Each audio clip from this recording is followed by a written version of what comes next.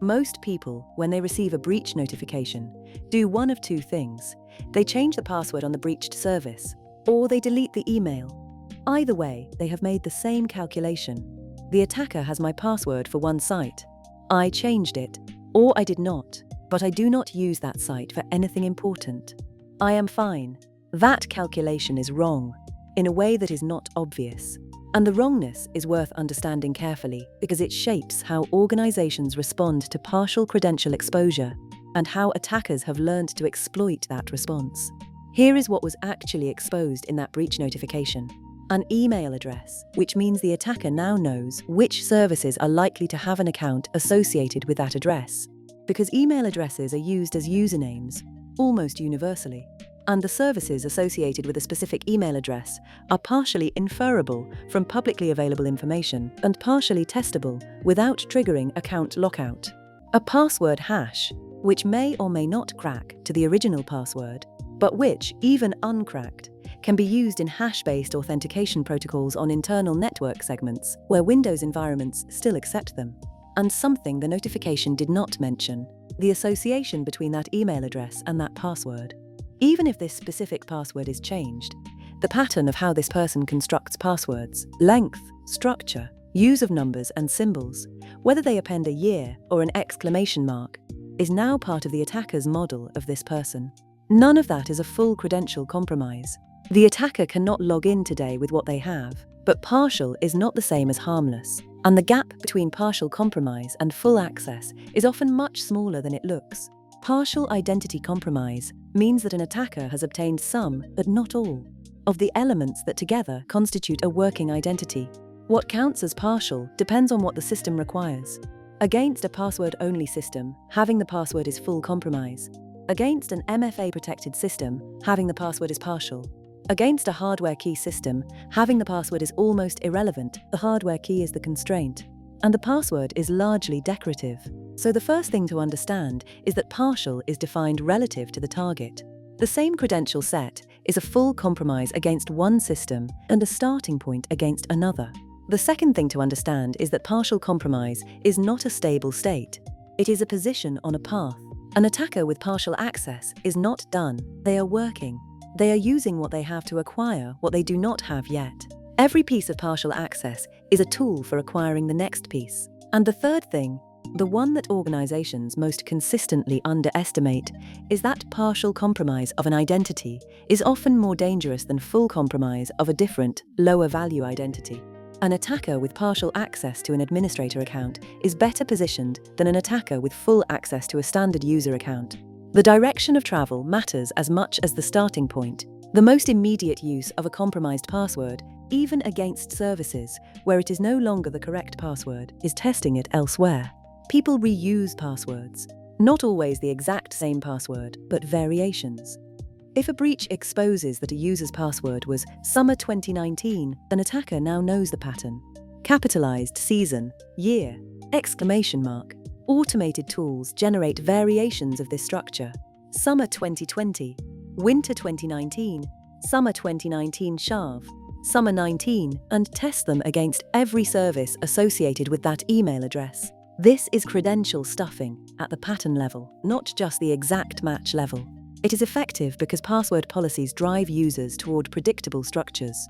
A policy that requires a capital letter, a number, and a symbol does not produce random passwords. It produces passwords that conform to one of a small number of structural templates. Once the template is known, the search space for variations collapses dramatically. Password spraying approaches from the other direction. Rather than testing many passwords against one account, it tests one password, or a small set of structurally common passwords, against many accounts. This stays below the lockout threshold for any individual account while systematically probing the entire user population. 1 in 50 accounts will have a password that matches a common pattern. In an organization with 10,000 users, that is 200 accounts waiting to be found. Account recovery flows are designed for users who have lost access to their primary credentials. They rely on secondary factors, recovery email, phone number, backup codes that the primary account holder is assumed to control. An attacker with partial access to an identity is often positioned to attack the recovery chain rather than the primary credential directly. If the breach exposed the email address associated with an account, and the attacker can access that email address because it belongs to a personal mail provider whose password was also in the breach, or because it belongs to a domain the attacker has already compromised, they can initiate account recovery on services that use email as the recovery mechanism. They do not need the original password. The recovery flow replaces it. The recovery chain is a parallel path to the same identity. Its security ceiling is determined by the weakest link in the chain, which is almost never the primary authentication mechanism. Organizations that invest heavily in primary authentication, hardware keys, phishing-resistant MFA, and then allow recovery via an SMS code or a backup email address have built a strong front door and left the window open. An attacker doing reconnaissance on a target does not start with the primary credential. They map the recovery chain first, because the recovery chain is almost always the weakest path and the one least protected by the organization's primary security investment. Partial access to an identity reveals information about that identity beyond the credential itself, and that information guides the next step. A compromised low-privilege account that can authenticate to a corporate system is valuable not primarily for what it can directly access, but for what it reveals about the environment. Which internal systems respond to authentication requests? Which services is this account enrolled in? What does the account's group membership reveal about the organizational structure? What other accounts share those groups? From a foothold account, an attacker builds a map. The map is not acquired through exploitation. It is acquired through legitimate use of the access the partial compromise already provides. Every query the compromised account is authorized to make is a data point. The shape of what the account can see tells the attacker where to look next. This is why the concept of least privilege matters not just as an access control principle, but as an intelligence limiting principle. An account that can only do exactly what it needs to do reveals almost nothing useful about the environment when compromised.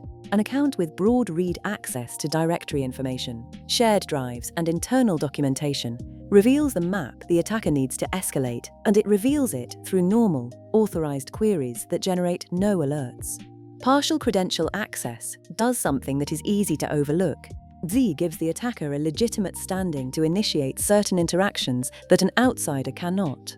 An attacker with a compromised password but no MFA code can trigger MFA push notifications to the legitimate user's device. This is the entry point for MFA fatigue attacks, sending enough approval requests that the user eventually accepts one out of confusion or exhaustion. But the attacker can also use their position to initiate social engineering with heightened credibility. A call to the IT help desk that begins with the caller correctly providing the account password because they have it sounds different from a call where the caller cannot verify anything. In many help desk environments, providing the password is treated as significant evidence of identity. The caller who passes the password check is treated as the account holder for the purposes of further assistance, including resetting the MFA device. Partial access transforms the attacker from an outsider claiming to be the user into someone who can demonstrate partial knowledge of the account. That demonstration shifts the burden in social engineering interactions and makes the remaining steps to full access significantly easier to complete. One property of partial identity compromise that defenses consistently fail to account for is that partial compromises from different sources aggregate. A person's email address appears in a marketing database breach. Their phone number appears in a social media breach. Their password hash appears in a service breach from 3 years ago. Their mother's maiden name appears in a genealogy site that was breached last year. Their date of birth is on their public social media profile. None of these individual exposures is a compromise of any specific account. Together, they are sufficient to pass the identity verification for most account recovery flows, most phone-based authentication systems, and most knowledge-based authentication checks. The individual data points came from different sources, at different times, in different contexts. The person who had each of them individually would not have considered themselves meaningfully exposed. But an attacker who aggregates them has assembled a profile that is functionally equivalent to full credential access for a wide range of services. This is the aggregation problem applied to identity, and it is why the security of an identity cannot be assessed by looking at any single exposure in isolation. The relevant question is not what this specific breach revealed. It is what combination of prior exposures now creates a complete path to the identity. Most breach notification processes and most individual security assessments answer the first question. Almost none are structured to answer the second. The defenses against partial identity compromise share a common principle, reducing the degree to which partial access functions as a stepping stone to full access. Independence between authentication factors is the first requirement. If the recovery path uses the same type of evidence as the primary path, both rely on something the user knows, for instance, then partial compromise of the knowledge factor weakens both paths simultaneously. A recovery path that requires a physically separate factor, a hardware security key, a code sent to a device that is never connected to the compromised environment, is not accessible from the same partial access that compromised the primary credential. Phishing-resistant MFA, hardware keys, passkeys, certificate-based authentication eliminates the credential stuffing and password spraying problem at the source. If the primary authentication factor is not a password, then a compromised password from a breach is not a starting point for anything. The structural connection between the compromised credential and the next step in the attack chain simply does not exist. And compartmentalization of what authenticated access reveals is the last line. An account that can authenticate but can only see what it specifically needs to see provides a foothold with no map attached. The attacker can prove they are in. They cannot learn where to go next. That limitation does not stop a determined attacker indefinitely, but it forces them into noisier reconnaissance, and noisy reconnaissance is detectable in ways that legitimate-looking queries are not. Partial compromise is not a binary state that sits safely below the threshold of damage. It is a starting position. The attacker's task, from that position, is to find the shortest path from partial to full, through the recovery chain, through credential variation, through the information the partial access itself reveals, through the social engineering credibility that comes with knowing some things correctly. The question worth asking after any credential exposure is not whether the exposed piece was sufficient for immediate access. It is what combination of what was exposed, what was previously exposed, and what the partial access now makes possible creates a path that did not exist before. That is a harder question to answer. It is also the right one,